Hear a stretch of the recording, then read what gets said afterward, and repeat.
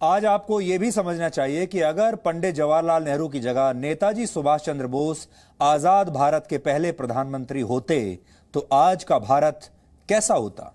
इसे हम कुछ पॉइंट्स में आपको बताना चाहते हैं। वैसे तो यह कल्पना की बात है और हम भी आपसे कहेंगे कि एक बार कल्पना करके देखिए कि अगर 1947 में जवाहरलाल नेहरू की जगह भारत के पहले प्रधानमंत्री के तौर पर नेताजी सुभाष चंद्र बोस ने शपथ ली होती तो आज 2021 में नया भारत कैसा होता।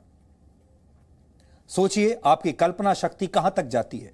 पहली बात जो हमें लगती है वो ये कि भारतीय राजनीति में नेहरू गांधी परिवार आपको या तो होता ही नहीं या फिर उसकी जड़ें इतनी मजबूत आज ना होती। सबसे बड़ी उपलब्धि तो ये होती कि नेहरू गांधी परिवार का आज वो स्थान नहीं होता जो आज है। दूसरी बात, चीन के साथ भारत का युद्ध शायद या तो नहीं हुआ होता और अगर हुआ भी होता तो उसके नतीजे कुछ और होते और शायद चीन के साथ हमारा सीमा विवाद भी ना होता।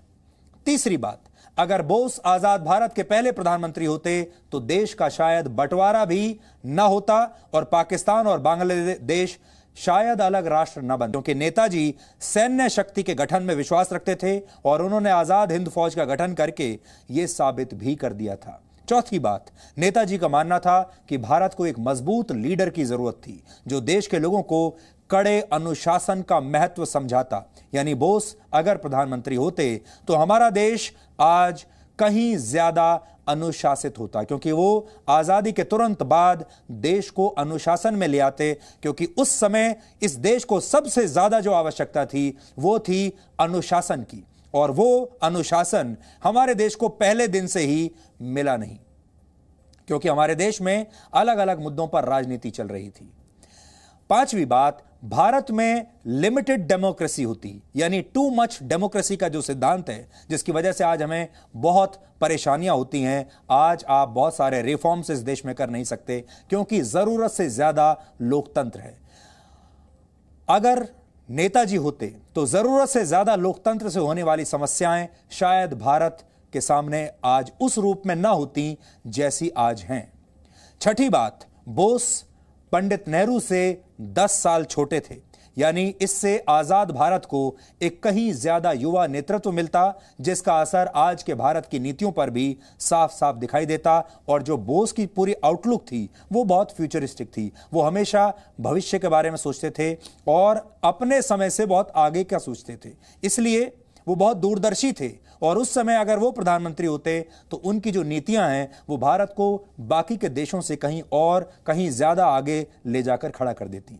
सबसे आखिरी और बड़ी बात यह है कि बोस महिला सशक्तिकरण में बहुत विश्वास रखते थे और जाति व्यवस्था के बिल्कुल खिलाफ थे। यानी इन दो बड़े मुद्दों पर बोस के विचारों का भारत को आज लाभ मिलता अगर वो प्रधानमंत्री लंबे समय तक बने रहते तो। महिलाएं आज कहीं ज्यादा सशक्तिकरण उनका हो चुका होता।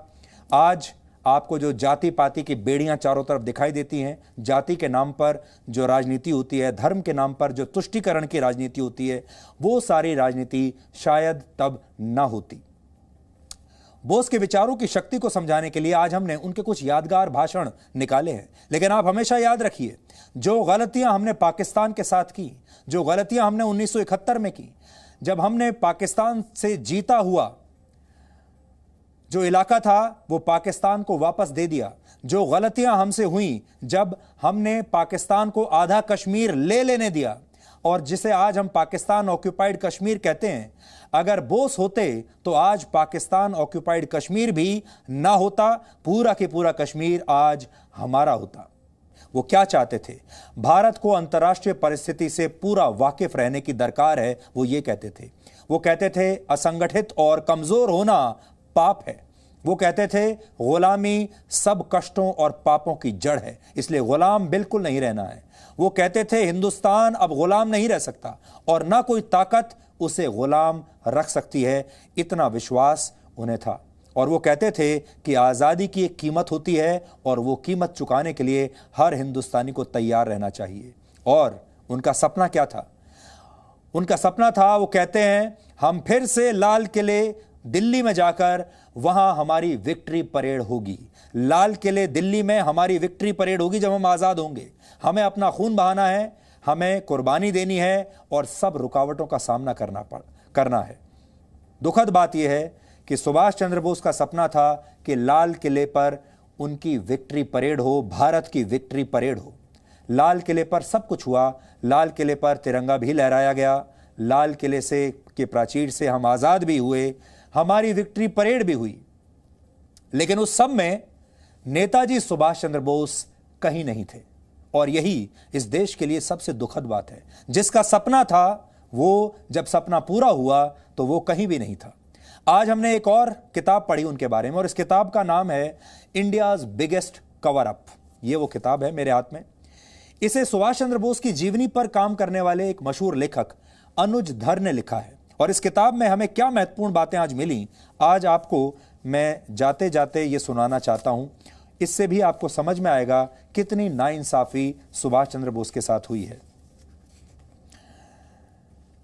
सुभाष चंद्र बोस और महात्मा गांधी के बीच में संबंध कैसे थे? इस किताब के मुताबिक वर्ष 1921 में महात्मा गांधी और सुभाष चंद्र बोस पहली बार बंबई में मिले थे, और पहली मुलाकात से ही महात्मा गांधी और सुभाष चंद्र बोस के बीच संबंध उस तरह के नहीं थे, या ये कहें कि दोनों के बीच वैचारिक मतभेद थे, यानी अच्छे संबंध दोनों के बीच नहीं थे। और इसमें क्या लिखा है अंग्रेजी में? Gandhi and boss had not hit it off well from the first time they faced each other in Mumbai's Mani Bhavan in 1921। पहली मुलाकात ही उनकी बहुत अच्छी नहीं रही थी। पहली मुलाकात में ही यह साबित हो गया था कि दोनों के बीच में मतभेद हैं। फिर आगे लिखा, Congress President Bose wasn't going too far. In his own words, the Gandhi wing would not follow his lead and he would not agree to be a puppet president। यानी जब वो कांग्रेस अध्यक्ष बन गए, उसके बाद उनकी जो पारी थी कांग्रेस अध्यक्ष के तौर पर वो अच्छी नहीं चल रही थी, और उनके अपने शब्दों में वो ये कह रहे हैं, आगे लिखते हैं कि गांधी विंग से उनका मतलब है कि जो गांधी के जो समर्थक हैं वो सुभाष चंद्र बोस को सहयोग नहीं दे रहे हैं, और सुभाष चंद्र बोस पपेट प्रेसिडेंट बनेंगे नहीं, यानी वो गांधी के हाथ का खिलौना नहीं बनेंगे, एक कठपुतली की तरह गांधी के हाथ में नाचेंगे नहीं। और यही सबसे बड़ा मुद्दा था। फिर they snatched the charge of Bengal State Congress from him and debarred him from contesting for any position in the party for 3 years। Party में किसी भी चुनाव में हिस्सा लेने पर 3 साल की पाबंदी उन पर लगा दी गई। अब देखिए, एक गांधी के समर्थक हैं जो क्या कहते हैं आगे। इन 1940 में Bose was a nowhere man. 1940 में बोस कहीं भी नहीं थे, उनकी कोई जगह नहीं थी। Those who do not go with Gandhi ji are politically dead, said a Gandhi supporter about the 43-year-old।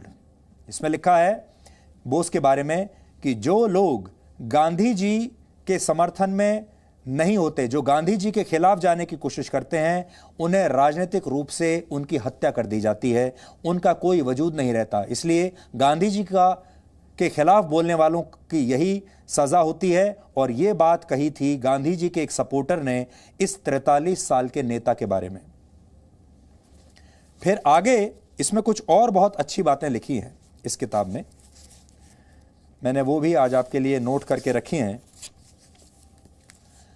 यहां जो एक बात समझने वाली है वो ये कि नेताजी सुभाष चंद्र बोस के बारे में समर गुहा नाम के एक फ्रीडम फाइटर हैं, और वो केमिस्ट्री के प्रोफेसर भी थे। समर गुहा ने क्या लिखा है देखिए, वो लिखते हैं, he charge that it was not an omission but a deliberate and calculated act on the part of the Congress government to minimize the position of Netaji and relegate him to secondary leadership in the history of national freedom।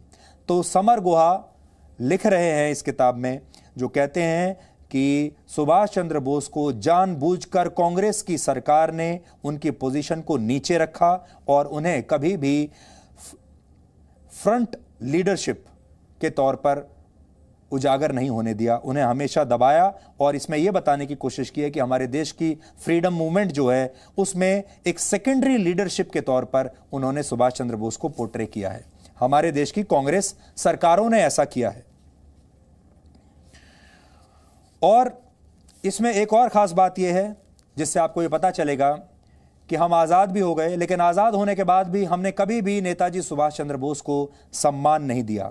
और उनको जो पहला सम्मान मिला है वो मिला है 1978 में, जब पहली बार इस देश में गैर कांग्रेसी सरकार बनी और उसमें प्रधानमंत्री थे मोरारजी देसाई और राष्ट्रपति थे नीलम संजीवा रेड्डी। जब 1978 में पहली बार संसद भवन के सेंट्रल हॉल में नेताजी सुभाष चंद्र बोस की तस्वीर लगाई गई। इस देश को इतने वर्ष लग गए, 1978 में पहली बार संसद के सेंट्रल हॉल में नेताजी का पोर्ट्रेट लगाया गया था। इसका मतलब है कि स्वतंत्रता संग्राम के सबसे बड़े नायकों में से एक नेताजी को आजादी के 31 साल बाद पहली बार ठीक तरीके से सम्मान दिया गया। और वो इसलिए हुआ क्योंकि कांग्रेस की सरकारें कभी ये चाहती नहीं थी। जैसे ही पहली बार कांग्रेसी सरकार बनी, हटी और मोरारजी देसाई प्रधानमंत्री बने, उन्होंने उनका सम्मान किया। जहां यह एक बात समझने वाली है वो ये कि नेताजी सुभाष चंद्र बोस ने 1943 में ही सिंगापुर में भारत की आजादी का ऐलान कर दिया था और उस आजाद भारत की पहली अस्थाई सरकार के वो प्रमुख थे। यहां कायदे से उन्हें आजादी के बाद देश के इतिहास में पहले प्रधानमंत्री का दर्जा दिया जाना चाहिए था, लेकिन ऐसा हुआ नहीं। और हमें लगता है कि यह एक ऐतिहासिक और राजनीतिक बेईमानी है जिसका पश्चाताप आज देश की सरकारों को करना चाहिए और सुभाष चंद्र बोस का श्रेय लूटने वाले नेताओं को भी यह नहीं भूलना चाहिए। अब हम आपसे आज सोशल मीडिया के दुरुपयोग पर आज बात करने वाले थे, लेकिन अब हमारे पास उतना समय नहीं है कि हम आपसे वो बात कर पाएं। लेकिन आज आपसे हमारी अपील यही है कि सुभाष चंद्र बोस के लिए अब समय आ गया है जब आप अपनी आवाज जरूर उठाएं। और हमने आपको आज उनको बता दिया आपको कि उनका असली सम्मान आप कैसे कर सकते हैं। आज हमने आपको ये हैशटैग दिया, नेताजी वर्सेस नेहरू जी। ये